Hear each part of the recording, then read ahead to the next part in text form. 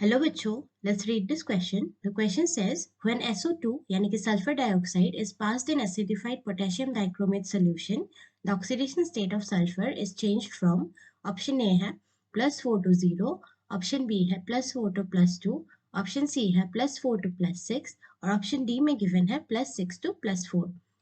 इस question का की concept है oxidizing nature of acidified potassium dichromate solution.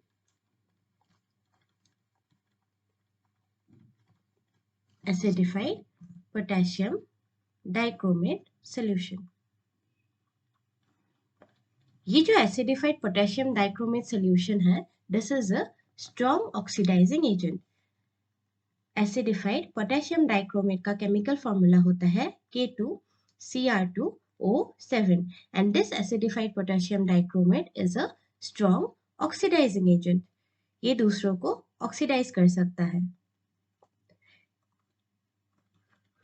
और as it is asked in the question, जब sulfur dioxide is passed in acidified potassium dichromate solution, ये SO2 का oxidation करा देता है. SO2 is oxidized by acidified K2Cr2O7.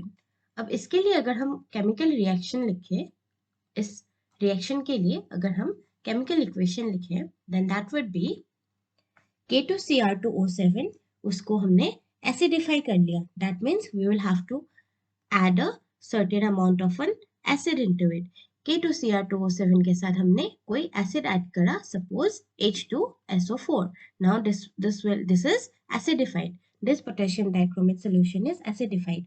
और इसके साथ जब हम SO2 का रिएक्शन देखेंगे, SO2, when SO2 is passed in this acidified K2Cr2O7 यानी कि potassium dichromate solution, then it gives K2SO4 plus Cr2SO4 plus water. This is the equation for the reaction of sulfur dioxide with acidified potassium dichromate. अब इसको अगर हम balance करें, then the balance equation will be 3SO2 इधर आ जाएगा and this will be 1H2O. The others are balanced. So this is the balanced equation for the reaction of sulfur dioxide with acidified potassium dichromate. अब हमें पूछा गया है कि इस equation में, इस रिएक्शन में सल्फर का ऑक्सीडेशन स्टेट किस ऑक्सीडेशन स्टेट से किस ऑक्सीडेशन स्टेट तक चेंज हो रहा है. सबसे पहले we had SO2.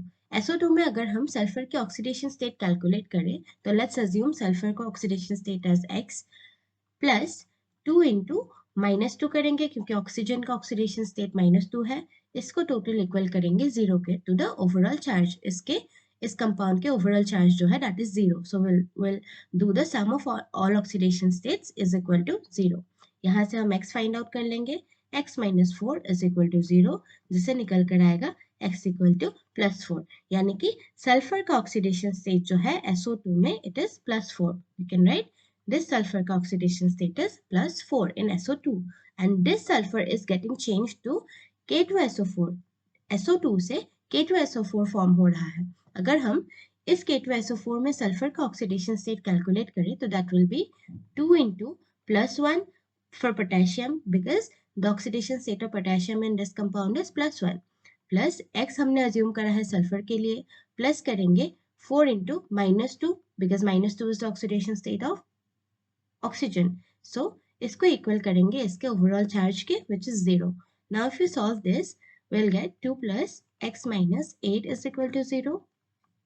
X minus 6 will be equal to 0 and from that we can find out x is equal to +6. So SO2 is changing from SO2 to K2SO4 in this reaction. That is sulfur ये जो +4 oxidation state में था in SO2, it is getting changed to a +6 oxidation state in K2SO4. अगर oxidation state increase हो रहा है, increase in oxidation state का मतलब है oxidation हो रहा है.